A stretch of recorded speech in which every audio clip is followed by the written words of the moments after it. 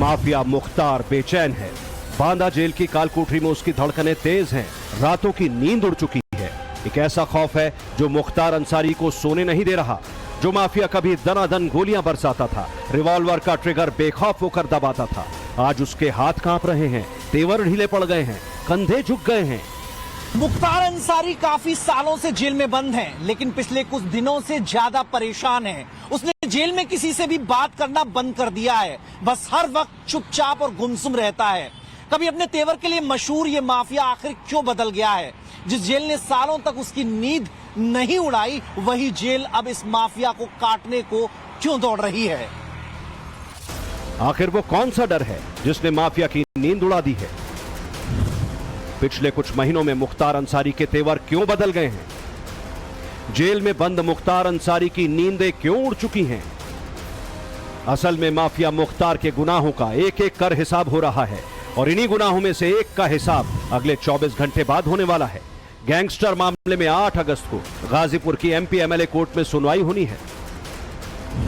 दरअसल साल 2009 में करंडा थाना क्षेत्र के सबुआ के रहने वाले कपिल देव सिंह की हत्या और मोहम्मदाबाद के अमीर हसन की हत्या की कोशिश के मामले को आधार बनाकर मुख्तार अंसारी के खिलाफ गैंगस्टर एक्ट के तहत केस दर्ज किया गया था। गाजीपुर डिस्ट्रिक्ट कोर्ट में 5 जुलाई को गैंगस्टर एक्ट मामले में सुनवाई होनी थी, लेकिन जज के ट्रांसफर के चलते ये सुनवाई नहीं हो पाई, जिसके बाद 8 अगस्त की तारीख मुकर्रर की गई। आपको बता दें कि कपिल देव हत्याकांड में मुख्तार अंसारी पहले ही बरी हो चुका है। इसके साथ ही मीर हसन पर हमले के मामले में भी कोर्ट ने उसे दोष मुक्त करार दिया है।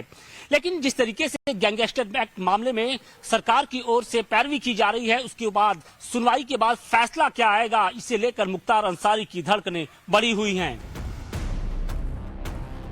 मुख्तार के गुनाहों की लिस्ट काफी लंबी है।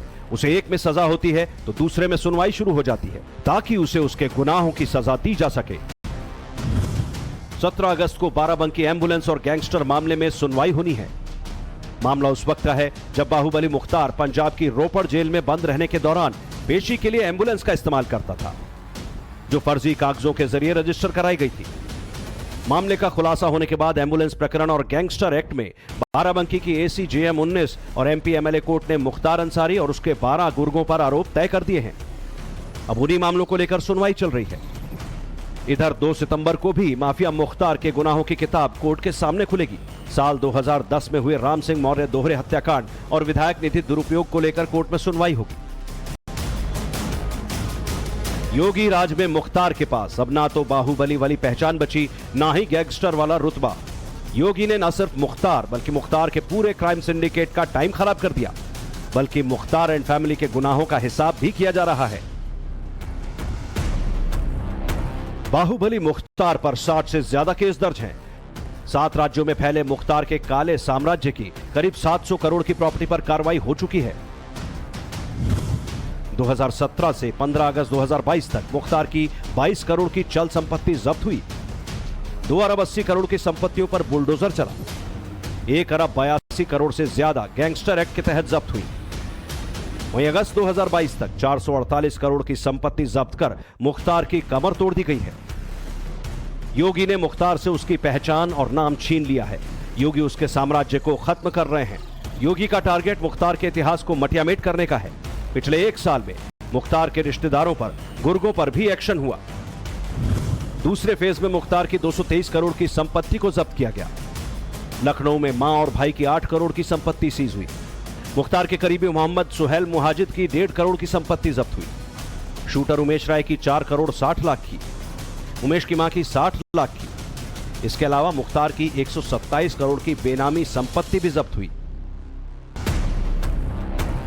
यानी पिछले 6 साल में मुख्तार और उसके सहयोगियों की कुल 671 करोड़ की संपत्ति पर कार्रवाई हो चुकी है। एक तरफ योगी सरकार माफिया की संपत्ति पर बुलडोजर चला रही है, संपत्ति जब्त कर रही है, तो दूसरी तरफ कानून के तहत सजा भी दिलाई जा रही है। मुख्तार को पहली बार सजा मिली जान से मारने की धमकी के मामले में। 21 सितंबर 2022 को 7 साल की जेल की सजा हुई। 23 सितंबर 2022 को गैंगस्टर एक्ट में मुख्तार को दोषी ठहराते हुए 5 साल की सजा दी गई। 15 दिसंबर 2022 को अवधेश राय मर्डर और एडिशनल एसपी पर हमले में मुख्तार के खाते में 10 साल की सजा बढ़ गई। और 29 अप्रैल 2023 को गैंगस्टर एक्ट में दोषी पाते हुए मुख्तार को 10 साल और जेल में रखने का आदेश दिया। 5 जून 2023 को मुख्तार को पहली बार मर्डर के मूल मुकदमे में सजा मिली। कृष्णानंद राय मर्डर केस में मुख्तार को उम्र कैद हुई। माफिया मुख्तार पर दोहरी मार पड़ रही है। एक तरफ उसके गुनाहों को लेकर लगातार सजा का ऐलान हो रहा है, तो दूसरी तरफ उसे अपने परिवार की चिंता खाई जा रही है। खुद मुख्तार पर देश भर में 61 केस दर्ज हैं। पिछले 1 साल में 5 बार उसे सजा सुनाई जा चुकी है। फिलहाल वो बांदा जेल में है। मुख्तार की पत्नी अफशाह पर 11 मामले दर्ज हैं। होटल, लैंड डील और जमीन कब्जाने के मामले में अफशाह फरार चल रही है। अफशाह पुलिस से बचती फिर रही है और उसकी मदद के लिए परिवार से कोई भी नहीं है। इसके अलावा मुख्तार को अपने बेटे अब्बास अंसारी और बहू निखत की भी परवाह है। अब्बास पर 8 केस हैं और वो कासगंज जेल में बंद है, जबकि बहू निखत चित्रकूट जेल में है। निखत को अपने पति से अवैध रूप से जेल में मिलने की वजह से जेल हुई और तब से कोई राहत भी नहीं मिल पाई। वहीं मुख्तार के भाई और पूर्व सांसद अफजाल अंसारी को हाल ही में गाजीपुर जेल से जमानत पर रिहा किया गया। अफजाल पर 7 मामले दर्ज हैं। मुख्तार के एक और भाई सिकबतुल्ला अंसारी पर भी 3 केस दर्ज हैं। वहीं छोटा बेटा उमर फरारी काट रहा है, उस पर 6 मुकदमे दर्ज हैं। योगी आदित्यनाथ के सत्ता संभालने से पहले यूपी में इन गैंगस्टर्स की ही सत्ता चलती थी।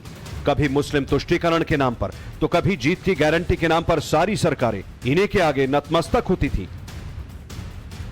पहले सत्ता के संरक्षण में गैंगस्टर्स अपराध का साम्राज्य खड़ा करते थे, फिर राजनीति में एंट्री लेकर सत्ता की ताकत को भी आजमाते थे। इन्हें टिकट देने के लिए सियासी पार्टियों की लार टपकती थी। आलम यह था, जेल ही इनके अपराध का हेडक्वार्टर बन जाता था। योगी आदित्यनाथ ने क्राइम की इसी क्रोनोलॉजी को बुलडोजर से ध्वस्त कर दिया है। जहां बारी बारी से सपा और बसपा इन पेशेवर माफिया और अपराधियों को अपना सानिध्य में लेकर के इन्हें अराजकता पैदा करने की खुली छूट देते थे, लेकिन आज जब उत्तर प्रदेश के अंदर डबल इंजन की सरकार आई तो जो कानून व्यवस्था को व्हील चेयर पर ले जाते थे, भाइयों बहनों, आज उन्हीं को व्हील चेयर में पहुंचाने का काम कर दिया गया। उत्तर प्रदेश की सियासत हो या फिर जराइम की दुनिया, मुख्तार अंसारी और उसके परिवार का सिक्का हमेशा चलता रहा। लेकिन सरकार में आने के बाद योगी सरकार ने माफिया की आर्थिक कमर तोड़ने के साथ ही सियासत पर भी विराम लगा दिया। गाजीपुर का भावरकोल वो इलाका है जहां पर लंबे समय से अंसारी परिवार की बादशाहत कायम थी। इस इलाके में अंसारी परिवार को चुनौती देने का मतलब मौत को दावत देना था। लेकिन इसी बीच साल 2000 में कुंडेश्वर गांव के रहने वाले एक लड़के ने अंसारी परिवार से टकराने की हिम्मत दिखाई। उसका नाम था कृष्णानंद राय। साल 2002 के विधानसभा चुनाव में बीजेपी ने कृष्णानंद राय को मोहम्मदाबाद सीट से टिकट दिया और उसकी जो टक्कर थी वो मुख्तार अंसारी के बड़े भाई अफजाल अंसारी से हुई। बताया ये जा रहा है कि कृष्णानंद राय ने अफजाल अंसारी को चुनावी अखाड़े में धूल चटा दी और इसी के बाद से शुरू होती है अदावत का दौर। बताया यह जा रहा है कि जिस तरीके से मोहम्मदाबाद इलाके में कृष्णानंद राय का जो रुतबा था वो बढ़ता जा रहा था और इससे जो अंसारी परिवार था वो घबराने लगा। उसकी जो रुतबा था, रुतबा बढ़ने के साथ ही जो अंसारी परिवार को ये बात लगातार नागवार गुजर रही थी और इसी बीच गाजीपुर जेल में बंद मुख्तार अंसारी ने कृष्णानंद राय को रास्ते से हटाने की एक प्लानिंग रची। बीजेपी विधायक कृष्णानंद राय की हत्या मामले में दर्ज केस के आधार पर अफजाल अंसारी पर गैंगस्टर एक्ट लगाया गया और गैंगस्टर मामले में गाजीपुर की एमपी एमएलए कोर्ट ने उसे 4 साल की सजा सुनाई। इधर कोर्ट ने सजा सुनाई और उधर उसकी सांसदी चली गई। अफजाल अंसारी की सांसदी जाते ही गाजीपुर, मऊ, वाराणसी समेत समूचे पूर्वांचल की राजनीति में दखल रखने वाले मुख्तार अंसारी के परिवार की एक पीढ़ी की ही सियासत पर विराम लग गया। सारे राजनीतिक दलों में इनकी एक पहुंच और पकड़ हुआ करती थी। आज की तारीख में ये राजनीतिक रूप से अछूत हुए जा रहे हैं। इनके लिए न बसपा के सांसद हैं, इनका निलंबन हुआ, इनको सांसदी इनकी चली गई, कोई रिएक्शन बसपा की तरफ से नहीं आया। मायावती का कोई जिला अध्यक्ष तक का कोई रिएक्शन नहीं आया। सपा इनसे दूरी बना करके पहले से ही है। फिलहाल अफजाल अंसारी को जमानत पर रिहा कर दिया गया है, लेकिन उसकी सजा अभी बरकरार है। अफजाल अब सजा पर रोक के लिए कोर्ट के दरवाजे खटखटा रहा है। अगर उसकी सजा पर रोक नहीं लगती तो उसका राजनीतिक करियर खत्म हो जाएगा, इसीलिए वो कोई कसर नहीं छोड़ना चाहता। जेल से बाहर आने के बाद वो अपनी सांसदी बचाने के लिए हर संभव कोशिश में लगा है। जो लोग गवाह हैं उनको झूठे मुकदमों में जेल भेज दिया जा रहा है और दूसरी तरफ झूठे इल्जाम में लोगों को फंसा कर ये वो परिवार है जो मुल्क की आजादी के लिए लड़ाई लड़ा, कुर्बानियां दी।